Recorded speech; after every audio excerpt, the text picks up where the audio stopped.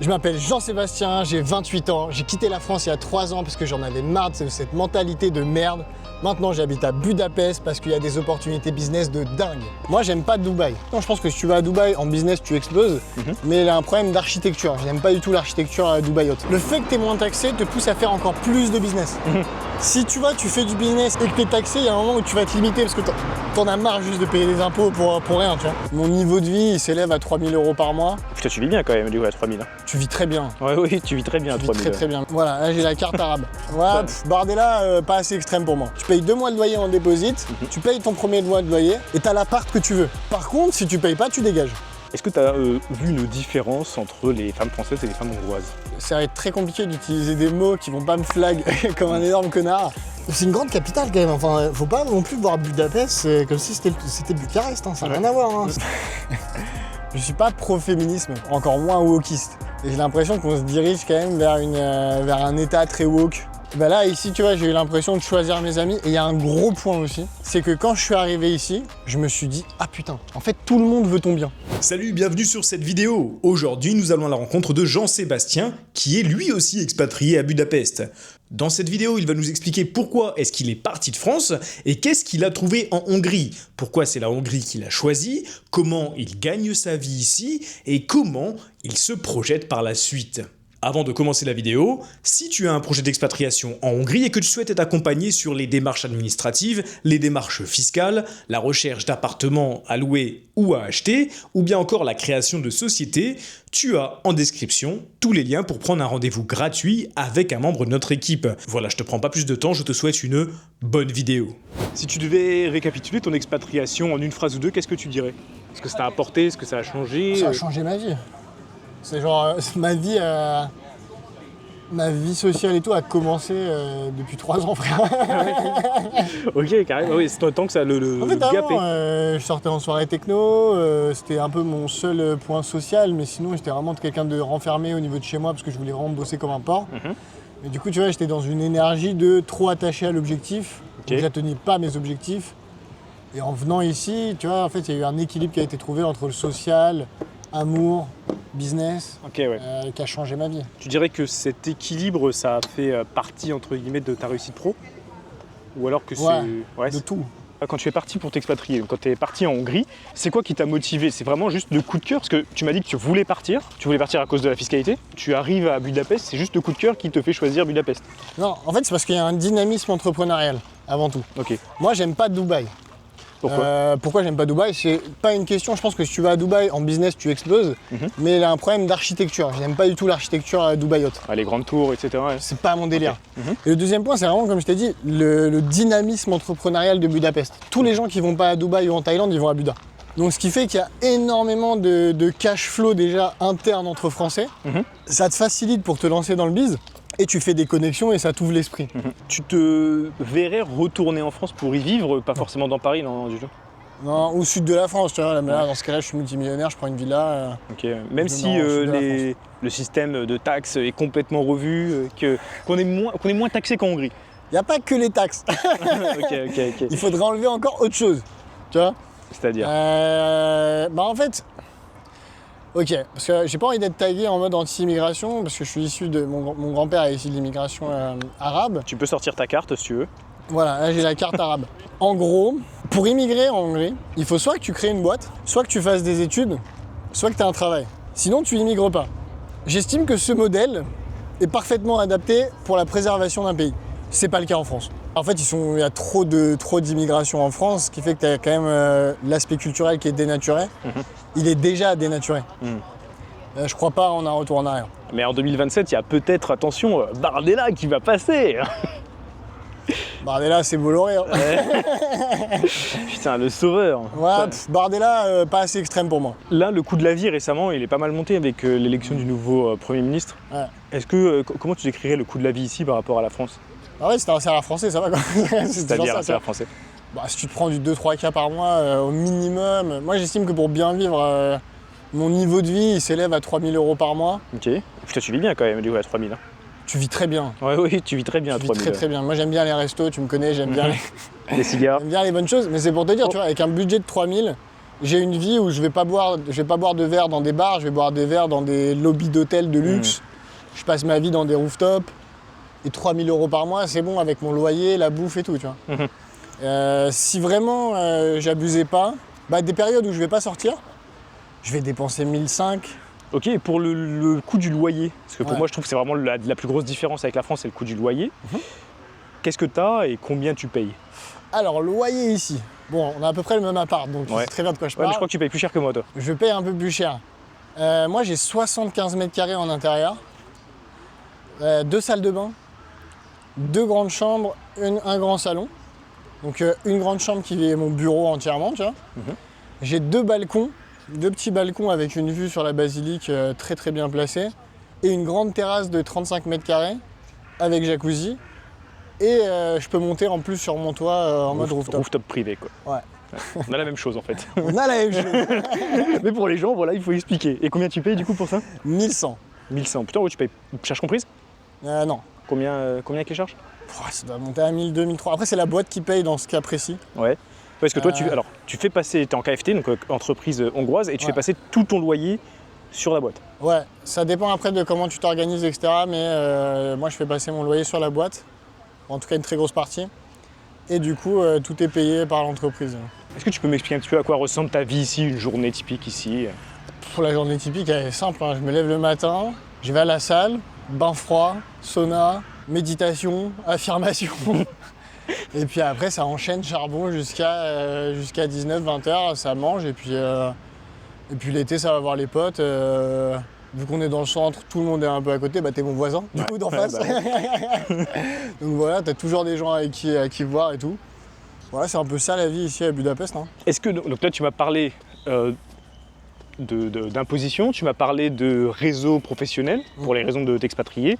Est-ce qu'il y avait une autre raison derrière tout ça? Ouais, il y avait aussi un point, c'est qu'en France, vu que j'étais cantonné dans ma chambre, j'avais très peu d'interactions sociales avec des femmes. Je sais pas si c'est le lieu d'en parler dans ton interview. Si, carrément, tu peux. Et en arrivant à Budapest, il y avait quand même les entrepreneurs de Budapest sont aussi sur le développement personnel. Et à travers le développement personnel, tu avais l'approche, la colle d'approche dans la rue, etc., en soirée. Et améliorer un peu ton game, ce qu'on va appeler le game, l'approche avec les filles, etc. Donc il y avait aussi cette énergie qui m'a rapproché de Budapest en me disant ok, il faut que je développe sur le point de vue financier, il faut que je développe sur le point de vue personnel, et il faut que je développe sur cet aspect de pouvoir parler à n'importe qui, dans n'importe quel contexte. Ok, ouais, t'étais un peu un profil introverti finalement? Alors, ouais. Ok. Devenu introverti parce qu'au final, tu vois, à Paris, j'étais vraiment dans ma chambre. Je passais de avoir un ami, vraiment, que 2 amis, 3 amis que j'avais, mais qui étaient vraiment là parce qu'en fait, tu as l'habitude de les côtoyer, tu vois. Est-ce que c'est vraiment des amis que tu aurais par affinité si tu avais le choix entre plein de personnes? Là, ici, tu vois, j'ai eu l'impression de choisir mes amis. Et il y a un gros point aussi, c'est que quand je suis arrivé ici, je me suis dit, ah putain, en fait, tout le monde veut ton bien. Ça, c'est la grosse différence, je trouve aussi. Alors, c'est mon environnement, c'est mon expérience, encore une fois, en France. Je ne dis pas que toute la France est comme ça. Mais moi, j'ai ressenti ce truc de j'arrive ici et en fait, tout le monde veut s'impliquer dans mon business et m'aider gratuitement en me donnant des conseils sans rien attendre en retour, juste par plaisir de me voir évoluer. Ouais, je suis d'accord. Est-ce que tu as vu une différence entre les femmes françaises et les femmes hongroises? Ouais, une question plus de culture. Ok, c'est-à-dire? Où là, on reste. Ça va être très compliqué d'utiliser des mots qui vont pas me flag comme un énorme connard. Mais dans l'idée, une femme en Hongrie a plus les valeurs qui vont être, on va dire, femme trad. En mode. L'homme a une dominance, on va dire. Et la femme est plus là pour donner de la bienveillance dans le couple. Je sais pas comment l'expliquer, mais ça serait prise de décision pour l'homme et... Elles se sentent plus à l'aise quand c'est l'homme qui prend les décisions que quand c'est elles qui doivent prendre les décisions parce qu'elles se sentent trop masculines quand elles doivent prendre des décisions à ta place. C'est vraiment ça qui résume bien les femmes ici. À quoi correspond pour elles leur rôle en gros? En gros, elles, c'est pas qu'elles vont. Faut vraiment pas avoir cette idée de. Elle va pas travailler, elle va rester sur le canapé, elle va faire à manger, elle va faire le ménage et toi tu bosses. Mais on se rapproche plus de ça qu'en France. Il y a quand même la mentalité de l'homme doit payer en Hongrie, ça faut le dire. Par contre, la femme derrière, elle, en général, moi je prends l'exemple de mon couple, c'est un exemple parmi tant d'autres et ça se passe comme ça parce que c'est elle et moi. Mais elle fait le ménage, elle fait la cuisine, etc. Elle travaille aussi. Moi, je vais avoir comme rôle de payer le loyer, de payer les courses, de payer les voyages. Tu pourrais pas, maintenant que tu es devenu moins introverti, retourner en France? Non. Pourquoi? J'ai du mal avec la mentalité française en général. C'est-à-dire? Déjà, je suis pas pro-féminisme, déjà, donc ça enlève un peu, encore moins wokiste. Et j'ai l'impression qu'on se dirige quand même vers un état très woke. Et puis des choses qui me déplaisent, comme bafouer un peu la religion, même si je suis pas la personne la plus religieuse, bafouer la religion au JO en faisant la reproduction du déni du Christ avec des trans, etc. Je trouve que c'était un peu quand même à la limite. Des événements comme ça qui me donnent pas trop envie de rester. L'instabilité financière. En France, instabilité financière? Trop de taxes. Ok, ouais. Trop de taxes, t'es pas bien en France, tu peux pas gagner de l'argent. La mentalité française ensuite, c'est vraiment le côté cracher sur les autres quand ils réussissent. Ah, j'en ai plein, moi. Là, il y a eu l'élection de Peter Magar récemment. Le nombre de mecs qui me connaissent, qui m'ont envoyé des DM en mode « Ah, t'as vu, ton pays va se faire envahir, c'est fini !» Ouais, bon, alors vu les positions de Peter... Exactement. Faut savoir que pour Peter, Victor n'était pas assez extrême, tu vois, c'est clair, sur l'immigration. J'en ai fait une vidéo, mais ça me fume de rire. Les Français qui donnent leur avis d'experts, alors qu'ils connaissent même pas les programmes de leur élu français, ça me fait toujours rire. Ouais, bah après, ce qui est dangereux aussi, c'est qu'ici aussi, ils avaient pas trop compris le programme de Peter avant de voter, mais bon, ça s'est assumé s'est révélé être un choix pas trop débile. Ouais, puis vraiment ce côté de jalousie en fait en France. On le dit, c'est vraiment cliché, mais c'est vraiment réel en fait. Les gens sont jaloux, les gens se cassent les couilles. À Paris, ça sourit pas. Bon, ici, ça sourit pas non plus, mais au moins ils sont pas méchants, tu vois. Et puis chacun s'occupe de ses affaires. En France, tu sais, t'as quand même beaucoup le commérage, etc. Tu vois. Ce principe de commérage n'existe pas ici, je trouve. Ou beaucoup moins. Faut pas non plus que tu t'attendes à ce que des Hongrois t'accueillent les bras ouverts en mode câlin, ouais, on est super content de te voir.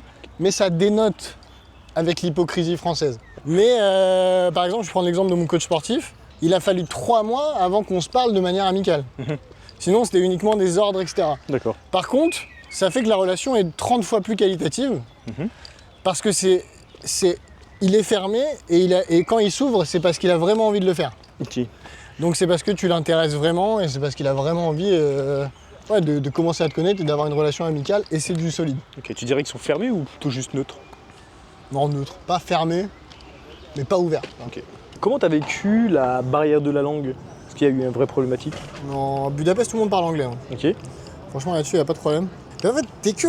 En vrai, c'est horrible, hein, mais les Français, on est un peu des connards, on reste tout le temps entre Français. Du coup, vu qu'il y a une grosse communauté française, bah ouais, t'as pas forcément besoin de rencontrer plus de monde, et même quand tu rencontres du monde, ils parlent tous anglais, tu vois. Et ils sont super cool de te parler et tout en anglais, il n'y a pas de problématique. Non, la barrière de la langue, il n'y en a pas. Et t'as pas essayé d'apprendre le hongrois? Non. Même pas les bases, que dalle? Bah si, s'il y a stock, je suis dire Ouais, vraiment les grosses bases, quoi. Ouais, non, je vais dire oi voi, Getzi. Petit truc comme ça, tu vois. C'est une grande capitale quand même, enfin, faut pas non plus voir Budapest comme si c'était Bucarest, hein. Ça n'a rien à voir. Hein. Les gens confondent souvent et tout, mais Budapest, c'est Paris, tu vois, en termes d'intelligence, en termes de culture, etc. T'as le même niveau qu'en France, tu vois. C'est Paris sans les camps de migrants sous les ponts, quoi. Ouais.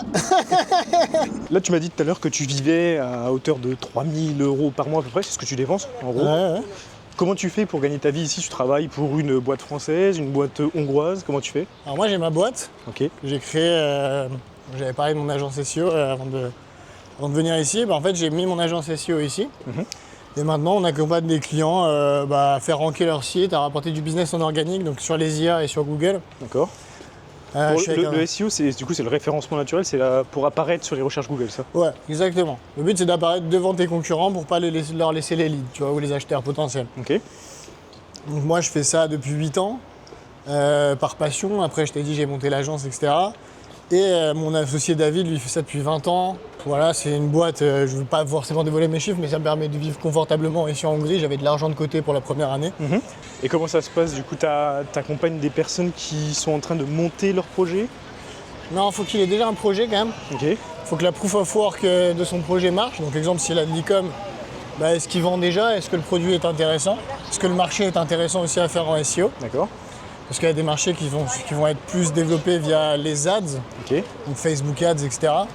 Et d'autres qui, eux, vont être beaucoup plus développés par le SEO. D'accord. Donc en fait, tu accompagnes les gens qui ont déjà un business qui tourne C'est ça. pour le faire tourner mieux.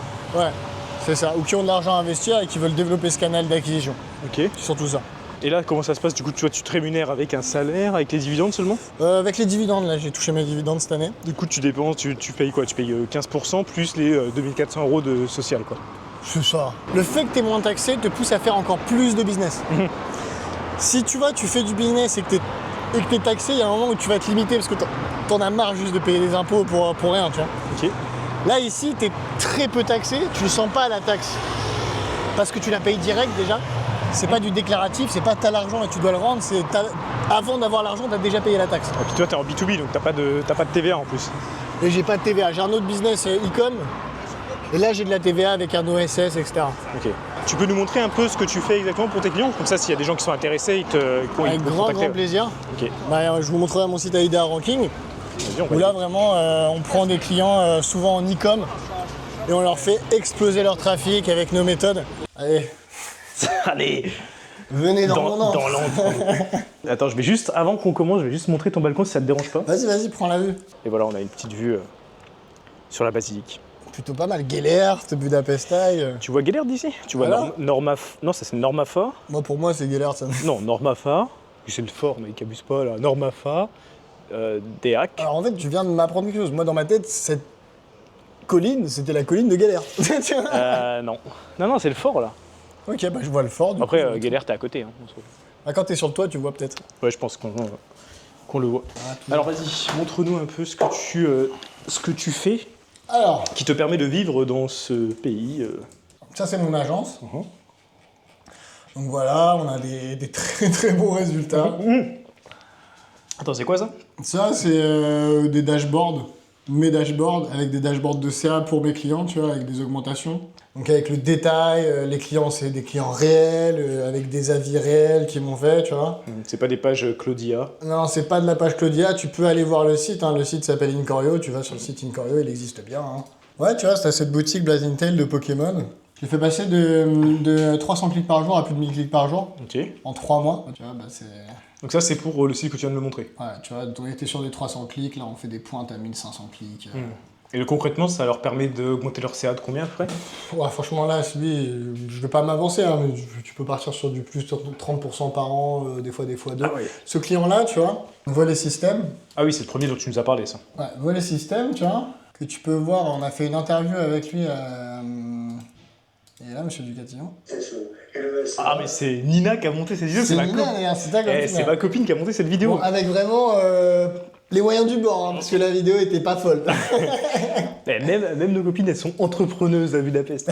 C'est ça, mais tu vois, ce site-là, il le dit dans l'interview, avant c'était la cerise sur le gâteau, maintenant c'est le gâteau. Ok, C'est son business. Ok, maintenant, ok. Il avait ce petit site web qui générait pas trop. Je suis arrivé, on a tout explosé et maintenant c'est son business principal. Et ça fait combien de temps pour, on va dire, que ton intervention elle dure combien de temps pour que ce soit vraiment rentable?